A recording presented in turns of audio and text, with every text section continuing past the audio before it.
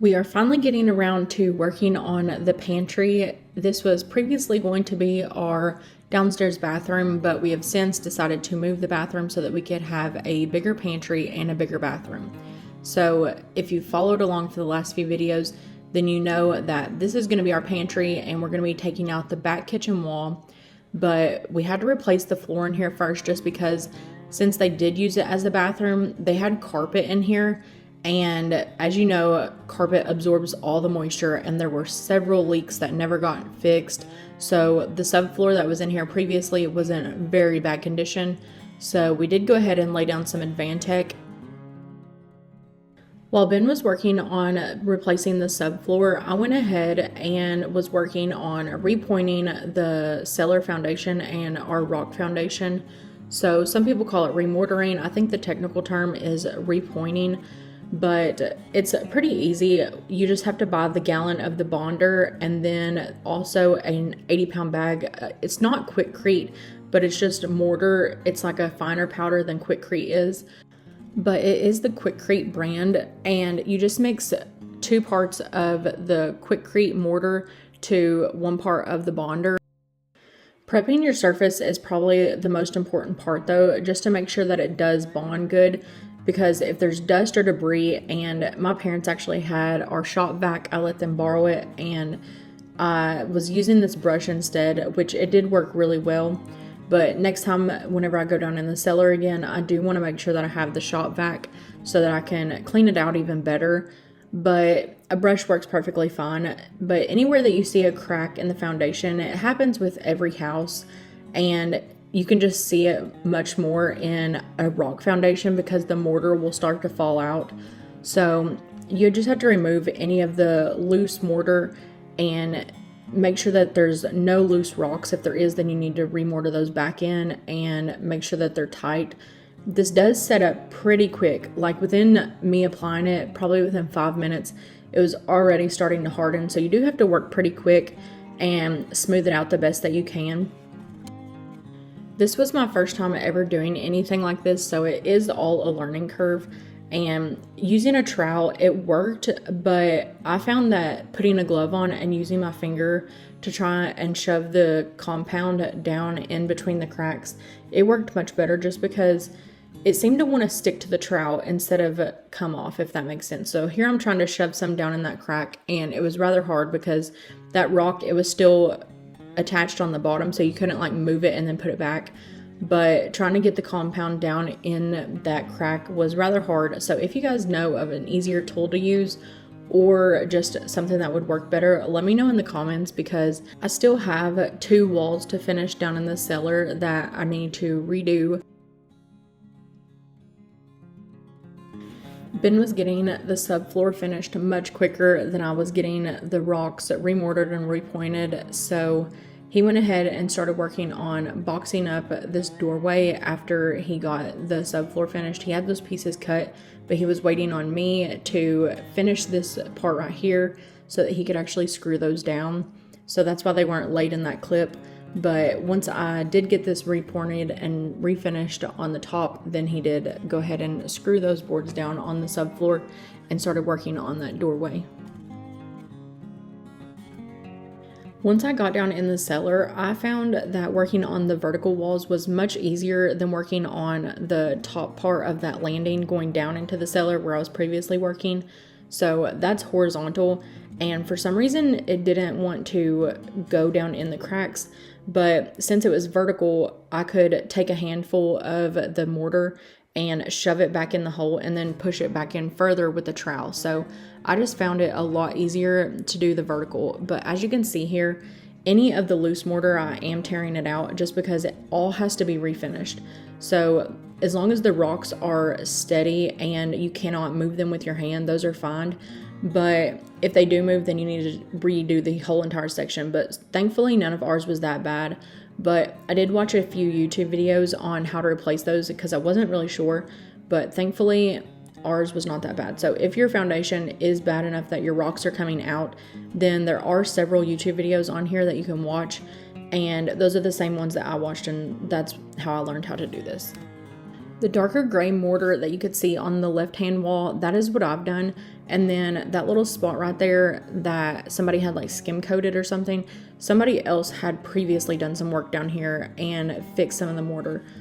But the cellar wall right here is the worst down here, and it ended up using all of my compound that I had, the mortar, so I actually have to wait until I can go back to town and go get some more to finish the rest. But Ben did end up getting the exterior door all studded up and the floor finished. Now we're just working on the hatch door.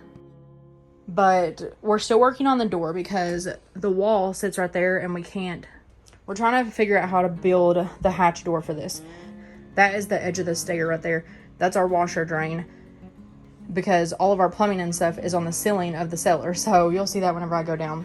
But we did end up getting this door taken out, and we got all that framed up and insulated. So now, I don't even know what to call this, like just the access to the cellar, because we still have to take down that wall, which that right there is the back of the pantry. But my brother has to come and move all the electric for us. And then he's gonna put up a light up here on the ceiling of this. And I'm gonna mop these walls, because the way that this door used to open, it swung this way. And there was never a staircase here. We built this staircase, and whenever we bought the farm, there was not a staircase here. You couldn't get into the cellar. So the way that the door swung, you couldn't step over. So I have no idea when the last time this was cleaned, but it is so nasty. So I'm gonna clean that with like vinegar and water, just trying to kill any smell, get all the cobwebs off and stuff.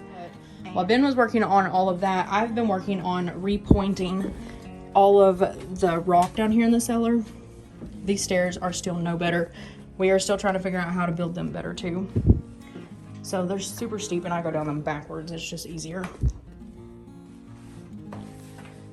But as you can see right there is some that I have fixed. And I did run out. I have to get more. I bought a 80-pound bag of it. But this is what somebody else has previously in here again, because whenever we took up the subfloor, it all just fell down through here. So I do have to get a shop vac and clean that out. But here is some more that I worked on. But the dark stuff is what I have worked on, and it needs more. I ran out right there on that crack. That's where I stopped at. But these smaller cracks, I really have no idea how to go about adding it back in. I need to finish up there at the top, but these small cracks, you cannot get a trowel to shove it back in there. So I don't understand how you're supposed to do that. So if you have any tips or tricks, let me know. Or if there's a tool that you're supposed to use to get in those smaller cracks, let me know, because I don't know what to do. And then over here, I fixed quite a few, and I still have more to go. This wall has not been, but this wall over here has not been redone at all. And you can see it really needs it. So I'm gonna be cleaning all that out and putting it back new. And then today we figured out why the cellar is so wet. There's a spigot right here on the outside of the house, and we put it in, we installed it. But we had it running because Ben was cleaning out my mortar bucket, and I walked back in the house and I just heard water running. So I couldn't figure out where it was coming from. And I came down here and it was like gushing out over here. So as much water was coming out of the spigot, it was coming out in here also. And I guess it's been doing that the entire time. And that same spigot line is plumbed in to the cows' water out by the barn. So every time we fill the cows' water up, which is every single day, we are essentially flooding this cellar. So we do not even know if this needs a sump pump, but right now the drain is full, because that is a drain. So all the water just goes over there. And whenever we came down here earlier, it was like completely flooded, because we had that going, the spigot outside, and it was like all running in here. But we've got to figure out why that's doing that and fix it before we can go any further. But we do not know if it even needs a sump pump or not. So we do want to put a dehumidifier down here, and we would love to put one in that can drain itself. So we are going to look into that, but I'm hoping that this stays relatively dry, because that window is boxed up, and I don't know if we're going to put a window back, just because where there's going to be food down here, I really don't want sunlight hitting it. And I don't know what else I would do. Maybe tint the window or something. I could do that possibly, but really all you're going to see from the outside, you're going to look in and see pipes. So I don't know what we'll do, but it does need something more permanent, because right now we just have Advantech screwed up there. But it was just a quick fix whenever we first bought the place, because all the dirt from the outside was running in here. So it was just filling the cellar full. And these are the shelves that they had in here. We're gonna be cutting these out and putting up new, but we're still not sure on how I want to do the shelving, just because I do want to be able to store a lot of empty jars down here. Whenever I have any empty jars, I want them to be put down here. And then upstairs in the pantry, I plan on just keeping like 5 or 6 of each item that I have canned, and then all the extra down here. So we really need to get it dry first, make sure that that is why it's so wet down here, and not because it's just staying wet, because we don't know where the water's coming from unless it's coming from the groundwater through these cracks. So we're gonna see. Right now it is just saying wet because of that spigot. Anytime it is run, which is run once a day, it continuously pours out water. So that is why it is staying so wet while we've lived here. But I'm hoping that is not the case and we can get all this cleaned out.